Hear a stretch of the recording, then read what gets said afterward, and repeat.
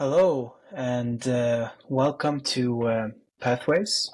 And today I have Grace with me as a guest, and I'm so excited to talk to you and to meet with you and to have this conversation with you today. And you have a great background, and you're a pianist, a world-class pianist, right? And Yes. you also are running your own business, and you have a vast experience of so many different things. And I would love to hear more about it in this conversation. But please, Grace, would you like to give my listeners an introduction to who you are in your own words? Sure. Well, thank you for having me here, Gabriel. It's very lovely to meet you and to have this conversation with you. My name is Grace Nikai. I am the founder of Kizuna, which is a strategic initiatives company here in New York City. I am a fractional CMO, brand advisor, and content strategist. As Gabriel mentioned, I have walked many paths in my life. I was a former international concert pianist. I have also been a cultural ambassador, a fiction author, a leadership consultant, an educator, many things throughout my life. But I have finally ended up here running my own business and enjoying it very much. Amazing. Thank you so much for that introduction. So amazing. So tell me about the story when you became a pianist. How did you get there? Well, yeah. So I had a slightly unusual childhood. I am a former child prodigy. And so my first piano lesson was at the age of 9 months. The piano was what I immediately gravitated to. My mother said that even before I was born, inside of her stomach, she is an amateur pianist herself and a great classical music lover, and I would react very strongly in her stomach whenever she played or listened to classical music, and so. From the moment I was born, the piano fascinated me, and so she was actually my first teacher, and I had my first 2-minute lesson at the piano at 9 months as soon as I could sit up, and it just became my favorite. The piano and the books were my two favorite toys, things that I love to do as a child. And the piano really became, I think, the piano was where I found my voice. Music was where I found my voice. And so I immediately grew very attached to it. And at the age of 3 years old, I made my first television appearance. I performed Haydn Concerto. I read from a Mark Twain novel, and I was doing algebra. So I was very, very advanced at an early age. And at the age of 8, I made my professional debut as a pianist. And that was when I started to perform professionally with orchestras and as a soloist. So I did that for many, many, many years, toured the world. I made my Carnegie debut at 17, ended up moving to New York City and being based here for a long time before moving to Europe and being based there as well.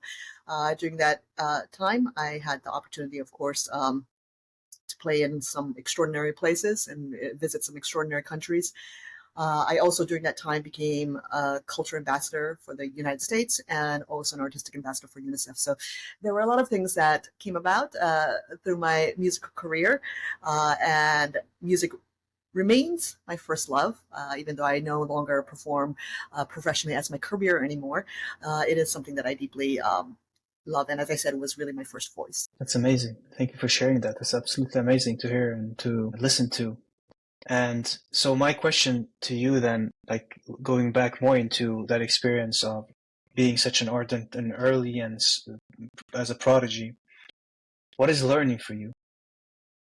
How do you learn? A couple of nuances there. I think something that I've met a couple of other prodigies throughout my life. I think one of the things that we have, a defining quality that we have, is our ability to recognize patterns very quickly, whether that be musical notes, whether that be language, whether that be mathematics, whether that be human dynamics, human behavior.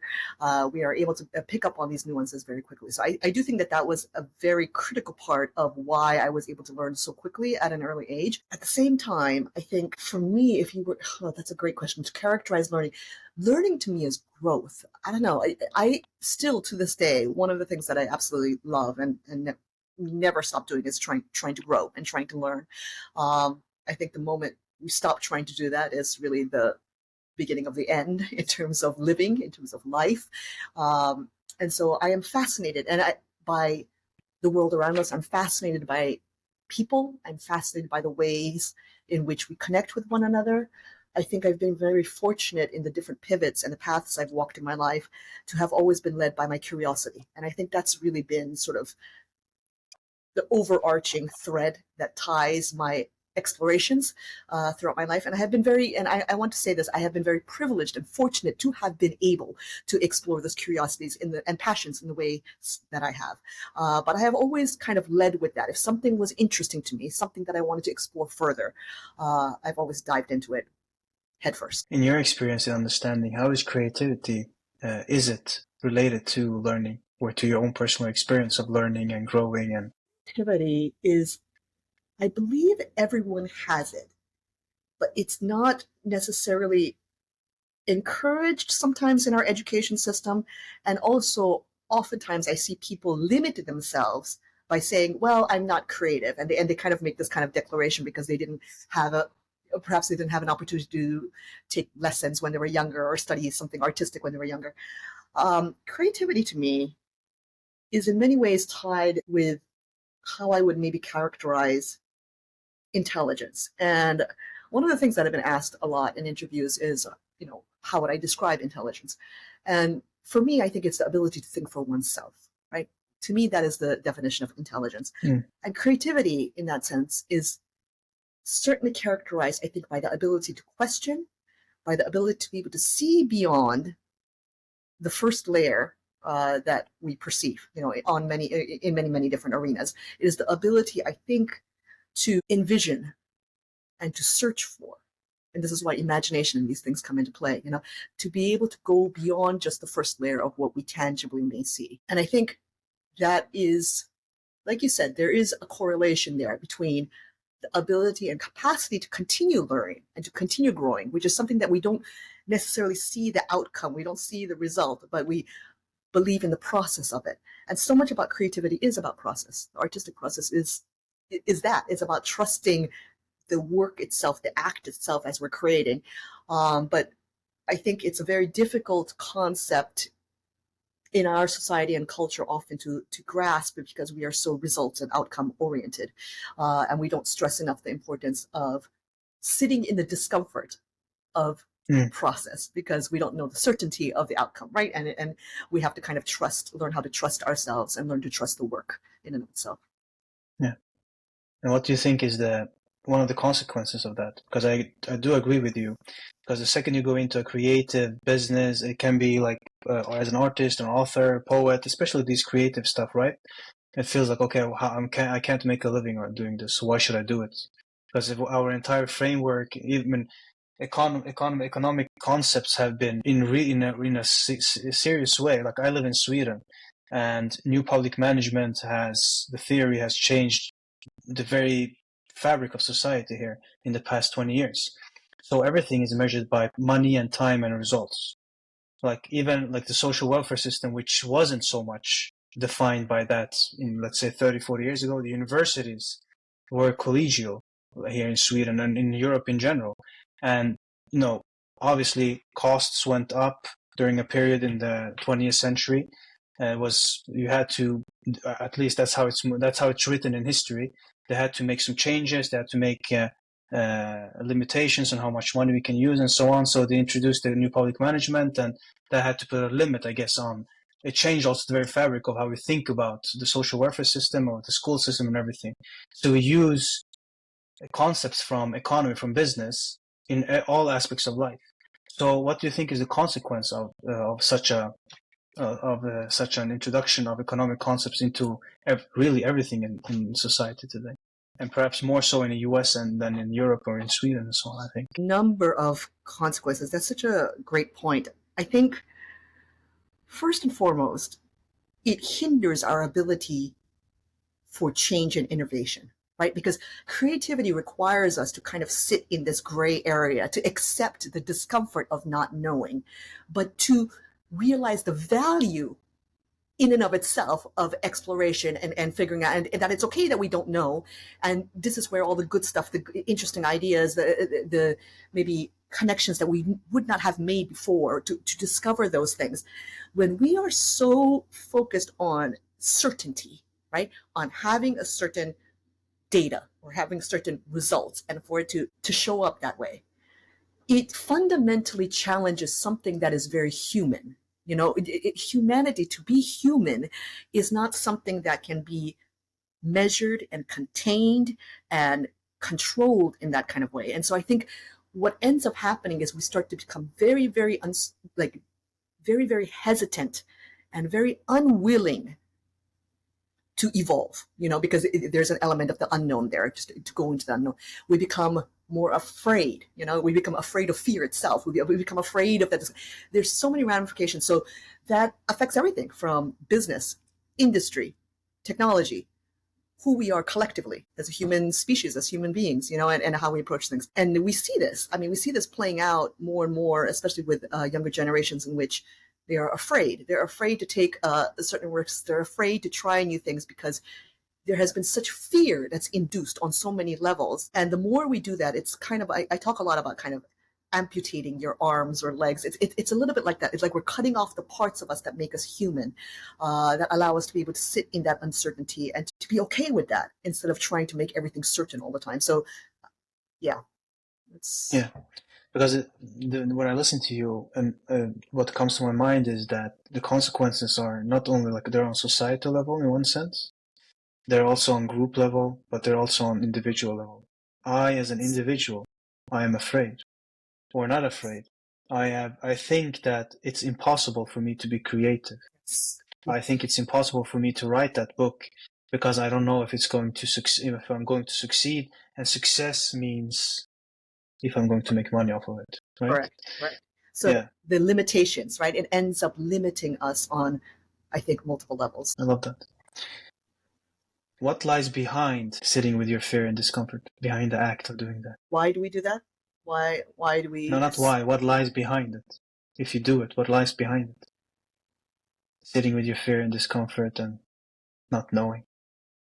If we are able to sit in that discomfort, it's like a muscle. I always talk about change like a muscle. It's if you don't use it, if you don't learn how to be able to accept and acknowledge your fear as just not good or bad, but simply part of being human, and to sit with that discomfort, if we are unable to do that, it's like the muscle for change becomes, it's like a muscle you don't use. The more we don't do that, the greater we are able to sit into it, the greater we are able to accept it. It's exercising that muscle to make it stronger, so that each time those situations or those circumstances in which we are challenged, in which something is changing, we're in the middle of change, evolving, we are able to better recognize it, acknowledge it, accept it, and move through it faster, right? And we're able to do it faster the more we strengthen that muscle.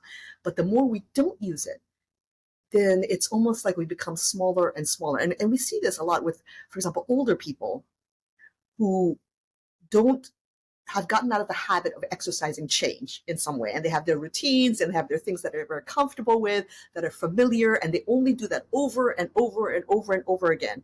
And you see that as they start to get older, their tolerance for anything that's outside of that, or whether that's perspectives, whether that's people approaching their lives in a different way, it becomes more and more intolerant, right? Because they haven't exercised that muscle. So one of the things that I do personally, and I've done this for years now, is I try to do one new thing every week. And I always encourage people to do that. And it doesn't have to be a massive thing. It doesn't have to be like, you go skydiving or something like that. It could be something really small. For example, walking home from work in a different route than you normally would, or reading a genre of book that you normally wouldn't, or listening to a genre of music you normally wouldn't, wearing a different color than you normally would. These things help to develop that muscle, that tolerance for stepping outside of that comfort zone and being a little bit uncomfortable, being, sitting in that discomfort, being a little afraid, like, oh, I don't know if this is really, but the more we're able to do that, the stronger it gets. And so that you can build up that tolerance until it gets to the point where you can try something new or do something that you've never done before. And it starts to build that. So yeah, I think the greatest sort of, when we are able to sit in that discomfort, I think the greater our capacity and ability to change. Yeah. And how, if you look back on your own life, from childhood and to this day, what role has that played for you? Is that something you learned early on, or is that something that you learned along the path? Was there a time when you were afraid of change? Was there a time when you were scared. Like I can imagine like you being so young and being a prodigy as you are, and exposed to situations, to contexts where usual normal like people are normal intelligence, they would only be exposed to that and live with that when they're much older than you are, right? Yes, yes. So There were yeah. many. I think that's part of it. You're absolutely right. I think it's because I had that sort of experience at a younger age in which I was thrown into a lot of situations that there's no context. I mean, you're 10 years old and you're in a room full of like 60 something year old esteemed artists, and you have to go on stage and you have to perform at a certain level. The expectations are very high in such a competitive artistic arena. And I think there are a number of, during those musician years, of course, there were many, many, many times in which the fear of the unknown, the fear of success, I would also say, in many ways, came into play. Every time I did a big debut, Carnegie debut, uh, London debut, Vienna debut, every time there was something big, I was being asked to grow, right? Those are the moments when you're being asked to grow, to step into a higher level of something. And it is scary. And I think with each one, I learned, well, there are a number of things that I learned how to move through it, being okay with that discomfort, to understand that that was part of the process. I also learned with each iteration to trust myself better, that it's okay, you will be okay, you will get through this, you'll come out on the other side, and you're going to have grown in ways that you can't even imagine now, right? I think that was something that happened time and time and time again in my life that allowed me to be able to move faster through it. Now, at the same time, when I made the decision to leave music, that was probably one of the greatest, to this day, I think it remains one of the greatest decisions I've ever made in my life. And it was enormously, as you can imagine, difficult. And the reason it was difficult was because it challenged me on a fundamental level of identity. My entire life had been defined by being pianist Grace. That was how everyone saw me. That was how I saw myself.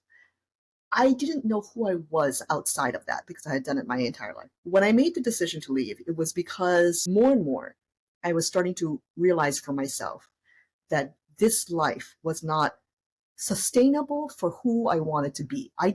I felt like I didn't own my life. I felt like it was owned by the industry. I felt it was owned by the public, the audience. I was beginning to resent the art that I loved, and I did not want that to happen. I didn't want to end up hating music.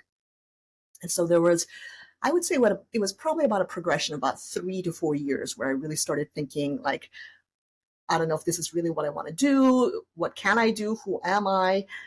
And there was tremendous fear there. But something I learned from that moment and that decision was that the fear of the fear was greater than actually moving through the fear, if that makes sense. So when I actually made the decision and moved through it, even though I had no idea who I was, I didn't know what I was going to do, my whole identity was completely like shattered in that sense, the way I perceived myself.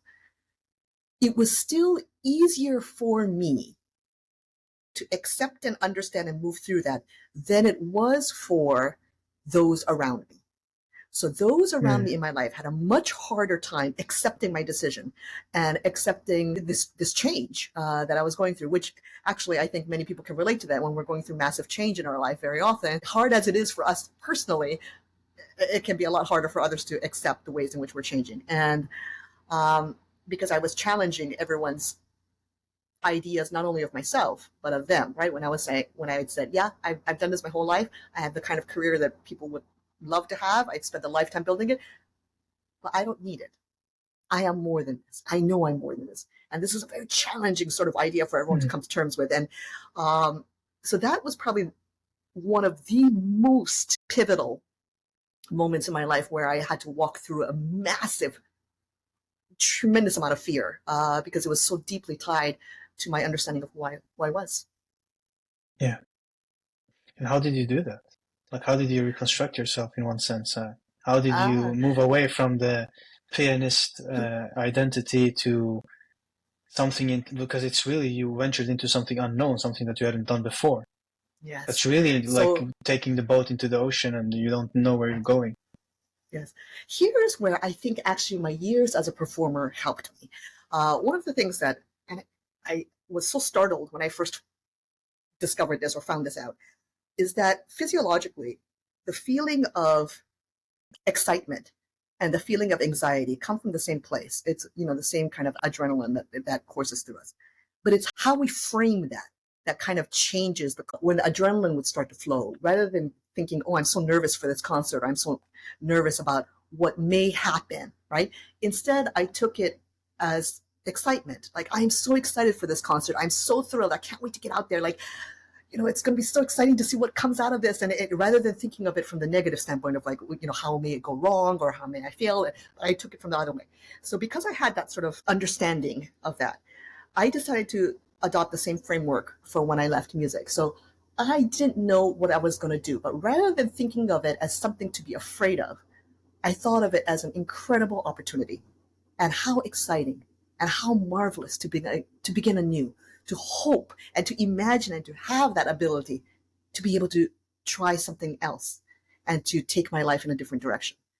And with that level of sort of gratitude for that opportunity, that I can do this. How lucky am I? How lucky am I that I can reimagine my life and try something? That was the framework with which I entered into it. And so when I left music, like I said, I had no idea what I was going to do. I had no clue. But I loved writing and I loved reading. Mm. And so when I was a soloist, touring as a soloist, there were, you're always traveling alone. All you see is like the airport, the hotel room, the concert hall, and like any media or radio, or whatever it is that you do. So I was always in my hotel room alone at night. And one of the habits that I had picked up, besides reading and writing, I also taught myself how to code. And this was just sort of a random creative pastime, hobby, just for myself. I started kind of building websites and doing some logo design just for fun for myself. And so when I left music, I decided, okay, you know what? I have this idea for like a novel. I wasn't planning on becoming an author. There was no thought of that. I just had time now. And so I thought, okay, I'm going to write a little bit more because I really enjoy that and I'm curious about it and I want to explore this idea that I have. So I started writing my first novel. And at the same time, my accidental career in marketing started because after I left music, people began coming to me and saying, hey, you know how to design websites, right? You know how to design logos. Can you do mine for me? This was just something I had just done for myself, but because I had that skill set, people began to ask me to do that. And so this marketing consulting career started at the same time, simultaneously. And that was really where my career trajectory headed, the next chapter of my life. And I ended up, of course, becoming a fiction author. I wrote 8 novels. And at the same time, I began my marketing career. As I said, I started on the back end with website and mobile development, and then ended up in events, and then ultimately ended up on the front end with brand and content strategy. At the time, I was living in Europe, so I had opportunity to work with some big brands there, like Adidas and Zara, and really kind of hone my skill set in that industry. And that was how it kind of unfolded. But I was led by my curiosity, by my passion, by what I enjoyed doing, and I think I was in alignment. I left music Mm. at the time that I was supposed to leave it. And so the next chapter, and it's been like this progressively through my life, like the next chapter will naturally unfold in the way that it needs to. Amazing. It's amazing to listen to. And it's clear to me when I talk to you now, and I'm wondering if it's always been like this. You seem to be very confident in yourself. You seem to be very, not confident in a superficial way, but like you're comfortable in your own body. You're comfortable in who you are. You're comfortable sitting there and at ease with yourself. So I'm wondering, like, curious about going back again to your time as a pianist, especially as a child. You said I wasn't thrown into new contexts with like older people that were professional musicians, and I was going to play with them, and there were all these expectations, and I just had to perform. I'm wondering, like, as a child, I understand that you know, intellectually on your intelligence, it's is on a higher level and a different level, but I'm wondering emotionally, like, if you're going to approach that from that side. Did you have like some person, whether it was your mom or your dad or somebody else, that were there for you to help you, reassure you that this is not dangerous. You're doing great. Help you I face love that this. fear. I love this question, and I'm going to be very honest. No, no. Was obviously as an artist at such a early age, I was very very sensitive ever since I was a child, very hyper aware, and because of that, I felt and perceived things very deeply. I do think that's part of the prodigy thing Yes. because and so I did experience things in a very sort of deeper way, and I didn't have people there who really understood that or who could support that in the ways that I needed. I was very often told that I was too sensitive and that I should be tougher, and it was always this kind of get strong, be invulnerable. You have to be able to show up on stage and show, especially as a young Asian girl, that I had to really Yeah. be almost like masculine on stage and show up in that way. And so that was really sort of, and I think looking back on it now, this is such a great question, Gabriel, because I don't think anyone has ever asked Mm. this question. Looking back on it now, part of the reason I left music, I think, on a deeper level, on an emotional level, was because that was no longer sustainable to me. I could not be that way where emotionally the only place I found myself was at the piano. Right? That was the only way I could express so much of the turmoil and so much of the pain and so much of the feeling lost. It could only be expressed at the piano. It was no longer sustainable. And I knew it. Somewhere inside of me, instinctually, I knew it. And so really my journey in terms of reconnecting to who I really am and coming to terms and accepting the tremendous loneliness and alienation of my past, to understanding who I really am, not what's on the outside, because that was always what had defined my life, my achievements, the external things by which people always viewed me. And no one had really seen me, really me for who I am. That really began after I left music, that journey. And that period of time when I wrote my novels was a very healing period for me. I wrote under a pen name, which I think is really critical because after spending a lifetime thrust on stage under my name, nobody knew who this pen name was. Nobody knew who this author was. And I could explore with such liberation every question, every idea, every theme, everything that had been like brewing and percolating and inside of me for years and years and years. I could freely explore it through my work. And so that was an extremely healing time for me. And so but it remains a continuous journey, I think. We are, like I said, we're always evolving. Who I am now is not who I was 3 months ago, 6 months ago. It's something that continues to change. And I think it requires active intention to remain connected with who we are so that we can honor it and make decisions and choices in our life that align with that as well. So right now, what I'm doing aligns with who I am now. That may change 4 or 5 years from Yeah. now. That may be very different. So, but I think how I approach my life now, the reasons why I say these things the way that I do, is because I didn't have that as a child. My guiding vision is always to be the person I wished I had had when I was younger, meaning someone who will be honest about these things, who will share honestly and transparently about their journey, who understand the challenges of really finding our voice and understanding who we are. And that's why I speak the way that I do. What would you tell the younger Grace? You'll be okay. I think that's really the only, it's so funny. With our community right now, we're in the middle of writing a book this year collectively. And the theme of the book is daring authentically. So we're talking about the journeys that we've gone through in our life to understand authenticity and what it means to live authentically. And in my draft, we just finished the first draft for the book, which is why it's foremost in my mind right now. In that draft, I talk about having a dream in which I see my younger self at the piano on stage. And I tell her, I wish I could tell her in that dream, I wished I could tell her that she will get everything that she wants, everything that she longs for. That there will be times that are good, that are bad, times when you soar, times when you stumble. And I wish I could tell her that she could get everything that she wants. But I cannot tell her a truth I do not know yet, because my journey is still unfolding. What I can tell her is, you'll be okay. And I think that's why I don't want to say anything more than that. Just, you'll be okay. It's extremely insightful. Thank you for sharing that. I have part of my work is I meet, so I'm a licensed social worker, but also have a PhD in theology. So part of my work is that I meet families, and many of these families, like I've noticed, like you said, you were highly sensitive as a child. There's a great correlation between high intelligence and being high sensitivity, and also some correlation with like ADHD as well.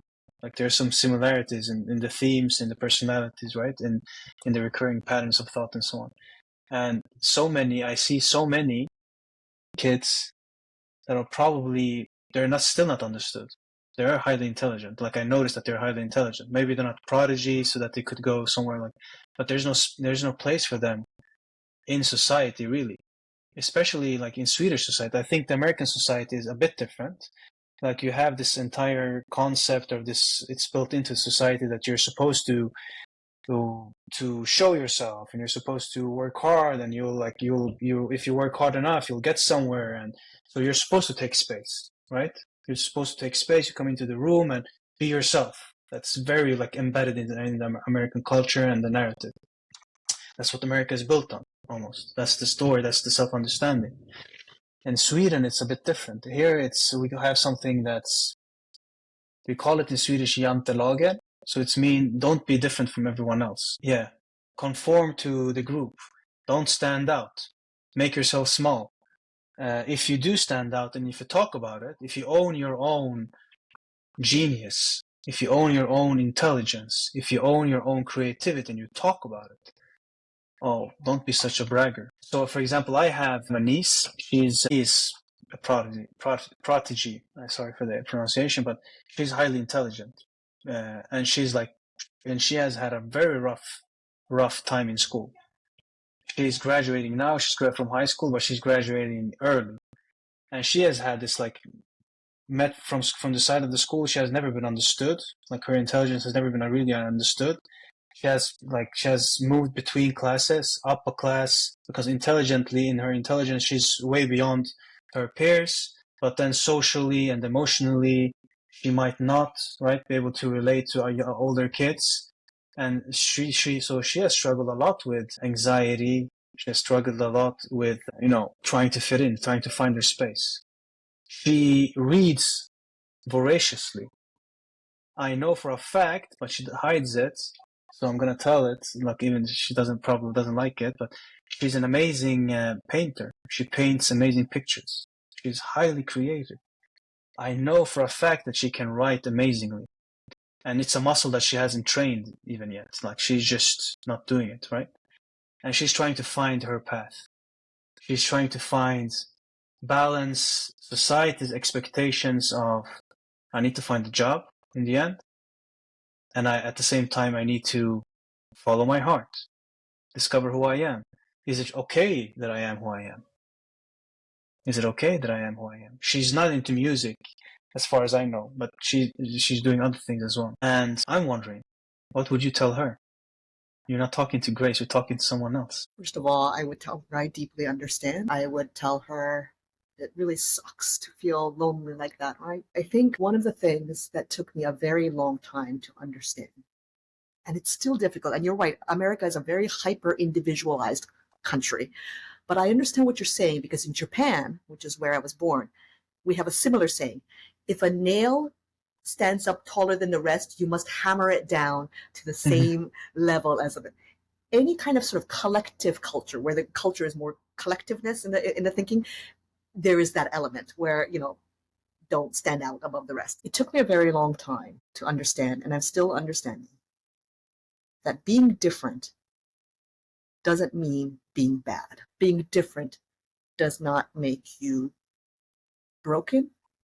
It does not make you flawed. It does not make you faulty in some sense. Being different is what makes you special. And it is the hardest. I would tell her it is the hardest lesson that you will need to learn in your life. And I am still learning it. I am still understanding it because we as human beings understand who we are, not just by sort of our individual sense of self and who we understand ourselves to be. We also perceive our identity within the context of others. That relationality is important. It's a critical part of understanding us, understanding our place in this world and why we're here. And when you have been fortunate enough, and I always credit it to random chance. It was just random chance that I just happened to be born this way, you know. And when you are fortunate enough to have been born randomly with this genetic sort of thing that makes you a little different from others, it becomes the journey of your life to understand that. That has been the journey of my life, to understand human connection. Kizuna, the name of my business, I named it that because Kizuna in Japanese means the deep bond of connection. Understanding human connection has been the journey of my life. It is the lesson that I have had to learn, still am learning. It is the thread that ties everything I have done in my life, whether that was music, art, books, writing, teaching, brand, marketing, content, communication.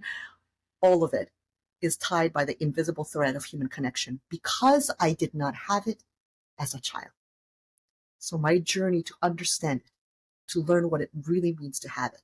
What does it mean to build it in a way that's authentic and aligned to who I am? All of that has been my path. And I would tell her that that will probably be her path as well. And to not be afraid of that. It is just, we all have our individual journeys, something that we need to learn in our life, and that will likely be hers. But it is a powerful thing when you recognize that being different doesn't mean that you're broken. It just means that you're special. You have something special. Yeah.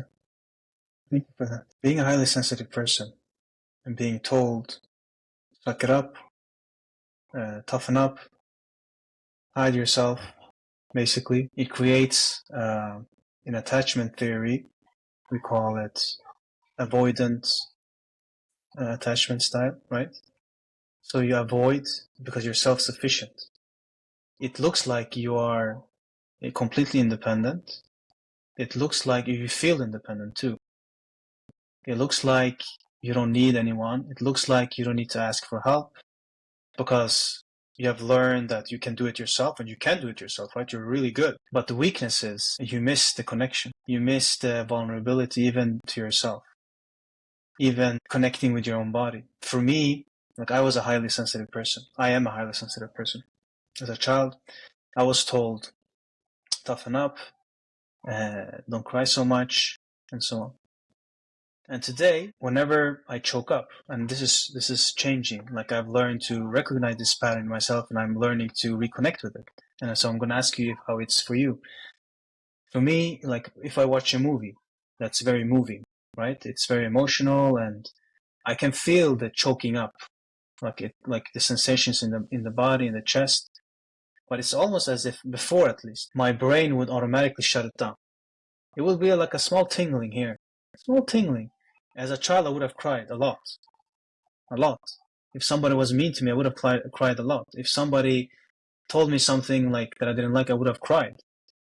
But what is left of that is tingling, a tingling sensation in my body, and my body shuts it down.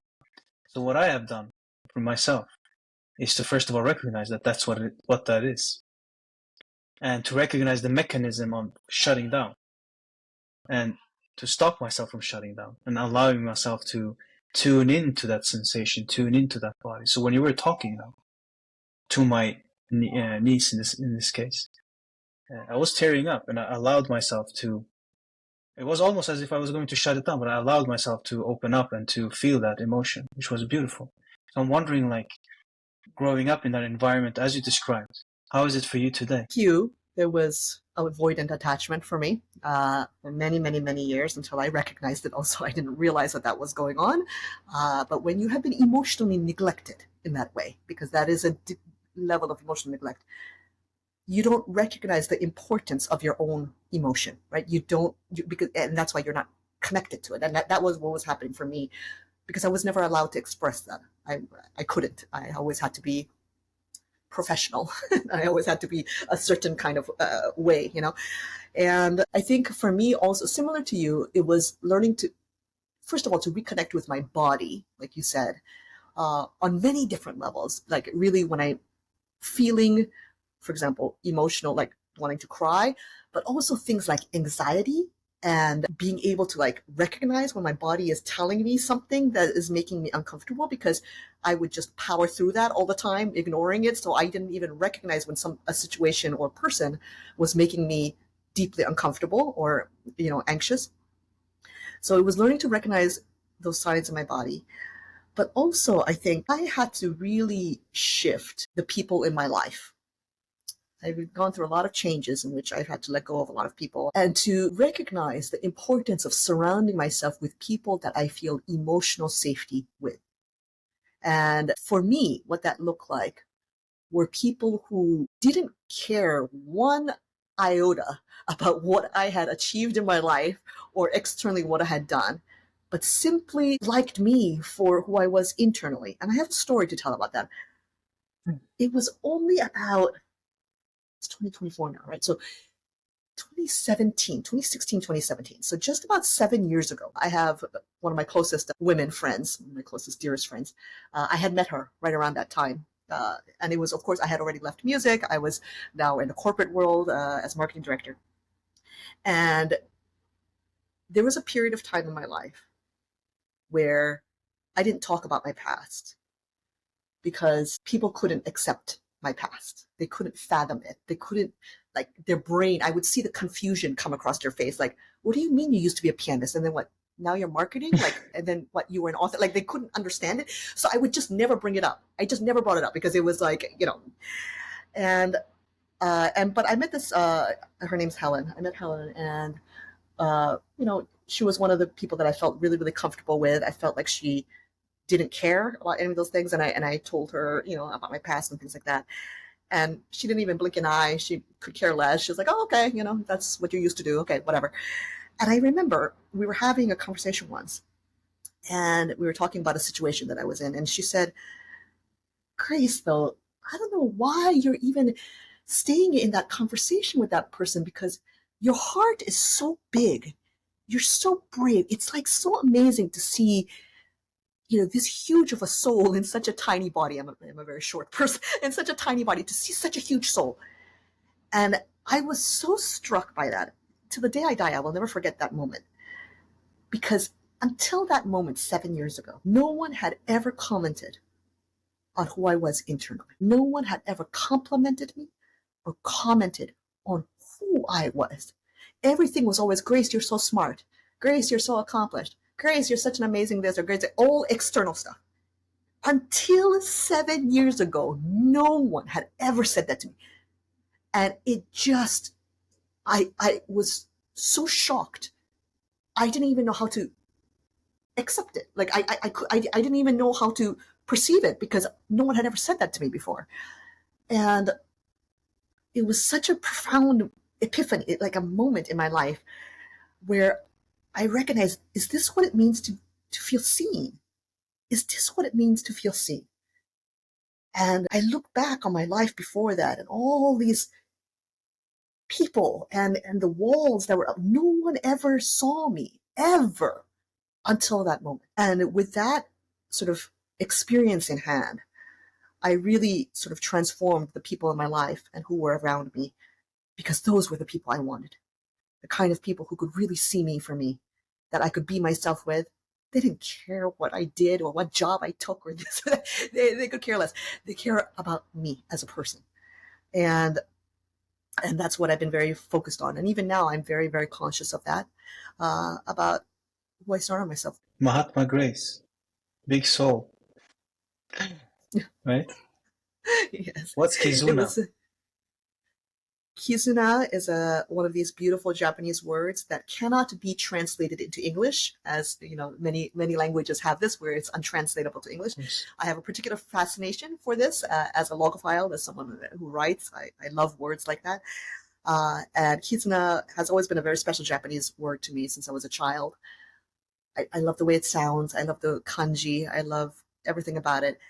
Kizuna basically means a deep bond of connection that cannot be broken, and it's usually centered around a collective experience. So, for example, if you went in kindergarten, you had a classroom of your kindergarten friends, and even though you don't see each other for 60 years, 70 years, whatever, and then you get together, late in life, all of you are already retired, you haven't seen each other in decades, but you still have Kizuna.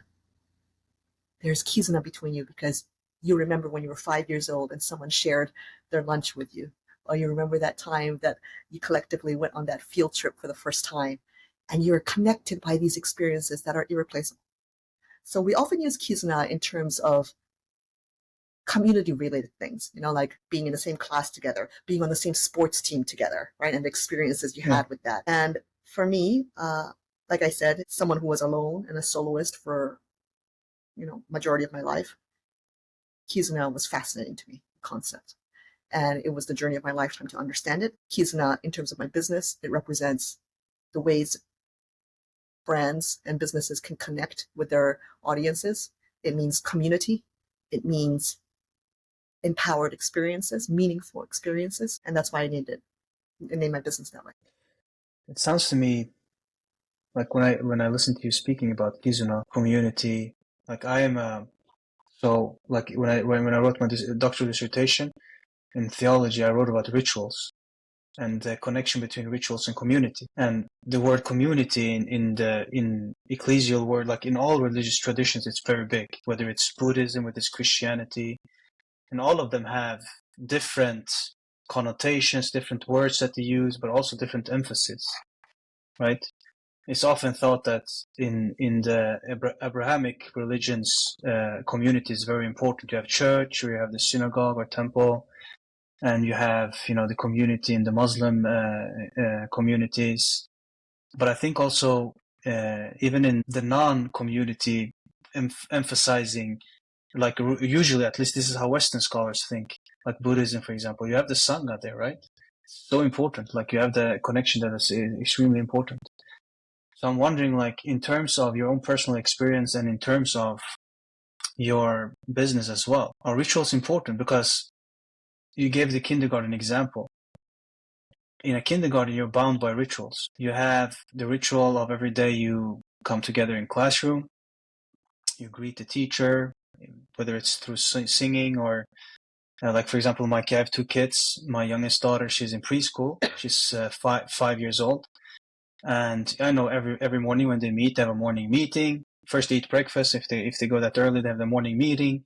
They sing and they welcome each other and so on, and they say hello to everyone, and they ask each other how they feel. Like everybody feel like, oh, they say like, I feel like this today, and like just to validate their emotions and everything. And then they have rituals throughout the day. And the space is very important. The physical space is very important because that's where the community is built. And it can be an online community as well. It's a digital space, it's a different kind of space, not the same as the physical space, but it's still important. And that creates the sense of community. When my oldest daughter, she started first grade this year, and the teacher was, without knowing what rituals are really, he used rituals to bring the class together. He said in the beginning of the semester, he's like, a class that sings together. He's also a music teacher. Like a class that sings together does not fight. Right? So you cannot make war against each other if you sing together. And so he uses so she's 7 years old, and they have like concerts they sing for the older classes, which has never happened in the school before, because he uses song and they sing together, and they have their rituals in the morning. They have a morning song, they have a goodbye song in the afternoon, and they make their own song. They make their own music together. They write actually their own lyrics, and they come up with the tunes and everything, and then they use that to bind the community together, the class together, and to build confidence and all of that.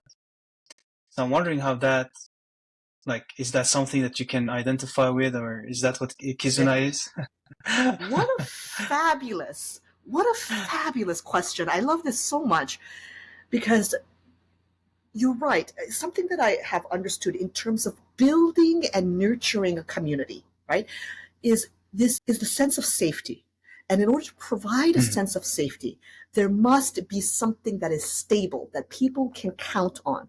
This is critical also for leadership. If you're leading anything, whether it's an organization, a classroom, whatever it may be, to be able to provide that consistency so that people know they're always there, or this is what's going to happen. And there's this kind of feeling that you can depend on, right? And so, yes, I think that is such a critical component of building any sense of community, as you said, whether it's online or offline or in any sort of space. What's also so interesting, as you were saying that, is I was just remembering my childhood, and the only ritual in which I found consistent safety was in practicing and being at the piano, because every other aspect of my life was chaos. I would be traveling, touring, like just sleeping in hotels and different rooms and like jet lagged and in different time zones and everything, and still, trying to stay in myself while all of that is happening. And the only place where there was this kind of ritualistic sort of steadiness was at the piano, which is where I found my comfort, which is where I could find my sense of self. It was what I trusted more than anything because of that. So it's so interesting to me the way you frame this question, because it is very true. Even within my own community, I have a private community. We have very structured sort of things where I show up at a certain time, and we all have a dedicated thing twice a week, and all of these things. And it again, that's what provides the sense of safety and trust, I think, necessary in any kind of community situation. What does this have any bearing on building a brand? The ritual and the community. Yeah. Yes. Yes. How? It's why, let's take content creation as an example. You can't just hop on and then hop off and disappear for months at a time and think that you can build any kind of connection. It's the same with any kind. This is how I explain brand and content and business at building in that sense. It is just like human relationships, human dynamics, right? When people first meet you, there's this period where they're getting to know you. If you don't have your own sense of identity and own sense of self, it is very difficult to build genuine connections with someone else, right? That's what brand is, understanding who you are, what you stand for, your values, all of that. And then you start to build connection with people who are aligned with that. You build a relationship, you build a community around you. How do you build trust? How do you earn trust? You show up. You show up for them. You show up for yourself, right? You can't just be inconsistent and kind of disappearing off and on, or saying you want to show them, hey, you can trust me. I'll be here. I'll be here. I'll be talking about this. These are the things I stand for. I'm not lying to you. I'm being honest. I'm being authentic. This is who I am. And that builds over time. It is the exact same dynamic as human relationships. So I think that kind of consistency, if you are especially trying to build a brand online, is critical. It's critical because otherwise people cannot trust you. If you don't keep that promise to yourself to show up consistently, how are people going to be able to trust you? Yeah. And how do you help companies or individuals that want to start a business or that are in business already to make that shift or to move towards more, showing who they are, being the brand that they want to be, aligning the brand with who they truly are, so that the brand is not something different from what they are, from who they are or what they believe in. Obviously, this is different if you have a huge company than if you have like a solopreneurship, for example. It's different, but also there are similarities, I see. Yes, How do you work with yes. somebody like that? So I work with both. I work with larger organizations as a fractional CMO, usually startups, people who are just on the cusp of developing and heading out to the market. And so I work with them to really, as you said, understand their identity. I also work with smaller businesses and founders, like individuals who are trying to build their personal brand. So usually it's a set of creative exercises that I help walk them through. A lot of the work that I do, I often say, is being able to ask the right question, being able to ask the question that gets them to think in a different way and to reflect in a different way. Oftentimes, the greatest sort of problem that I see, whether it's a huge org or an individual, the greatest problem they face is lack of clarity. Right? They don't understand really who they are, So therefore, or what it is that they want to stand for, what it is they want to realize. And so therefore, of course, they cannot communicate that authentically. And then, of course, because they cannot communicate that authentically, they also don't know who it is that they're speaking to, right? Their customers. There's a mismatch there as well. So much of it is internal work, as I said. In real life, as in business, work on yourself first, and then everything else will come. So that is also my approach with when I work with different people. What have I not asked that I should ask? We went pretty deep on some things. I'm trying to think if there's something that maybe about education and sort of the future, what for younger generations now, what I would maybe share or teach. Yeah, we are entering, in this age of AI. There's so many things that are changing in technology at such a rapid rate. In education, in all things life, humanity will become more important than ever. This will be the primary number one thing of importance over the next decade. For those of you who are on the younger side who are watching this, I would highly encourage you to really explore and study the humanities. We call it liberal arts in America. I don't know what you would call it there, but this kind of very humanistic thinking, interpretation, critical analysis, imagination, creativity, these things that we're talking are going to be more needed and important than ever. And I highly encourage all of you to really connect to that part of yourself, to really understand that, to really develop that, because that will serve you more in the long run now than anything else. So something I'd like all of you to consider. That's kind of my big advice nowadays. I grew up, I did social work at university, and I've studied English, I've studied theology, I had a bachelor in theology, master's in theology in Princeton, and then a PhD in theology here in Sweden at the University of Uppsala. I always thought, why did I choose the humanities? There's no jobs in this field. I've never been out of a job. Like I've had lots and lots of jobs all my life, so no issues there. But I always had this idea that, why can't I be interested in the STEM field, right? Why can't I be one of them, right? For a long time, I actually, I almost like resented myself for not wanting that. And I think that's changing today. Like you said, I honestly think that we're not seeing it perhaps today, but it has always been important to study the humanities. If you ask me, always. But it's even more important now with the rise of AI. And I read the news, I think today it was Elon Musk was saying that, within a couple of years, we'll have AI that's smarter than any single human being, like any human being. So general, I don't know what it's called, but general AI or something like that, general intelligence. So when that happens, I guess a lot of things will come after that very quickly as well. I imagine both good and bad. What it means to be human. Yes. Yeah. What it means to be human has always been, as you said, and will always be the great question for all of us, I think. Absolutely. Where can people find you, Grace, if they want to get in touch with you? You can find me on X at Kizuna NYC. You can also find me on my website at kizunanyc.com. I'll put that in the show notes as well, so people can find Fantastic. Thank you. Thank you so much for this conversation. I enjoyed it truly. Same here. Deeply. Thank you for some wonderful questions that allowed us to explore on a much deeper level. I really appreciate it. Thank you.